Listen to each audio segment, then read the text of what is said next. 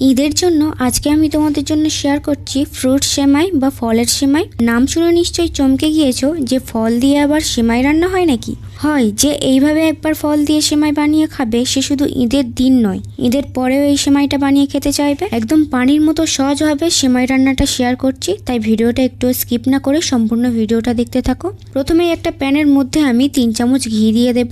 ঘিয়ের পরিবর্তে butter use করা যাবে, তবে তেল দিয়ে ভাজলে সেমাই থেকে ঘি বা বাটারের আলাদা একটা সেন্ট বের হয়, সেটা আর হবে না। তাই চেষ্টা করতে হবে ঘি বা বাটার দিয়ে সেমাইটা ভাজতে। এখন আমি এক বাটি সেমাই নিয়ে নিচ্ছি, ঘিয়ের মধ্যে সেমাইগুলোকে দিয়ে দেব আর সেমাইয়ের কালারটা হালকা চেঞ্জ হয়ে আসা পর্যন্ত ভেজে নেব।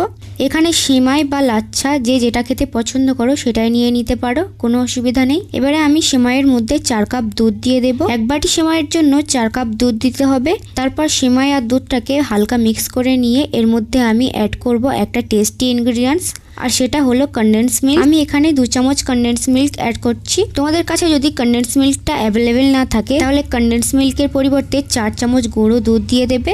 এই কনডেন্স মিল্ক বা গুঁড়ো দুধ দেওয়ার কারণে এই সেমাইয়ের টেস্ট আরও দ্বিগুণ বেড়ে যাবে। এবারে আমি অ্যাড করব কেসার ফুড কালার। তোমাদের কাছে ফুড কালারটা না থাকলে যদি কেসার বা স্যাফরান থাকে তাহলে সেটা দিয়ে দেবে, আর যদি তাও না থাকে তাহলে 1 চিমটি জাফরান দিয়ে দেবে, যাতে দুধের কালারটা চেঞ্জ হয়ে হালকা হলুদ আসে। আমি 2 ফোঁটা কেসার ফুড কালার দুধের মধ্যে দিয়ে ভালো করে মিক্স করে নিয়েছি। এখন 4 চামচ চিনি দিয়ে দিলাম, তারপর ভালো করে সব ইনগ্রিডিয়েন্টসগুলোকে মিক্স করে নেব। চিনির পরিমাণটা তোমরা চাইলে বাড়িয়ে বা কমিয়ে নিতে পারো। এবারে নাড়তে নাড়তে দুধটাকে ঘন করে ফেলবো, আর দুধ ঘন হওয়ার সাথে সাথে আমাদের সেমাইটাও ভালো মতো সেদ্ধ হয়ে যাবে। গ্যাসের ফ্লেম মিডিয়ামে রেখে সেমাইটাকে আমি রান্না করে নিয়েছি। এবার একটা কাঁচের বাটির মধ্যে আমি সেমাইটাকে ট্রান্সফার করে নিচ্ছি। দেখতেই পাচ্ছ সেমাইটা কতটা ঘন হয়ে গিয়েছে। ঠান্ডা হওয়ার পর এটা আরও ঘন হয়ে যাবে, তাই সেমাইটা ঠান্ডা হওয়ার আগে আমি আরও 1 কাপ দুধ সেমাইয়ের মধ্যে দিয়ে দিলাম। দুধটাকে আমি গরম করে হালকা ঠান্ডা করে নিয়েছি, সেটাই এখন সেমাইয়ের মধ্যে দিয়ে দিলাম। এবারে আমি সেমাইয়ের ওপরে কিছু বেদানা নিয়ে চারিদিকে ছড়িয়ে দেব। আমি এখানে আপেল, বেদানা আর আঙ্গুরকে ছোট ছোট করে কেটে দিয়ে দিচ্ছি। মোট 3 রকমের ফল এখানে আমি ব্যবহার করেছি। তোমরা যে কোনো 1 ধরনের বা 3 থেকে 4 ধরনের ফল ছোট ছোট করে কেটে দিয়ে দিতে পারো। বেদানা দেওয়ার পর আমি হাফ আপেলকে খোসা ছাড়িয়ে ছোট ছোট করে কেটে দিয়েছি।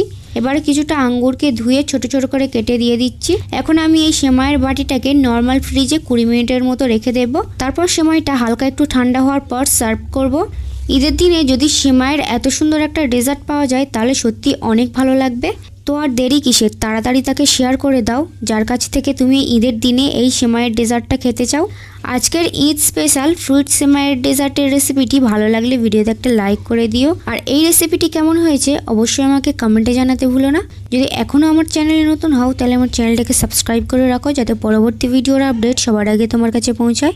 দেখা হবে পরের কোনো ইউনিক অ্যান্ড টেস্টি রেসিপিতে, ততক্ষণে বাই বাই।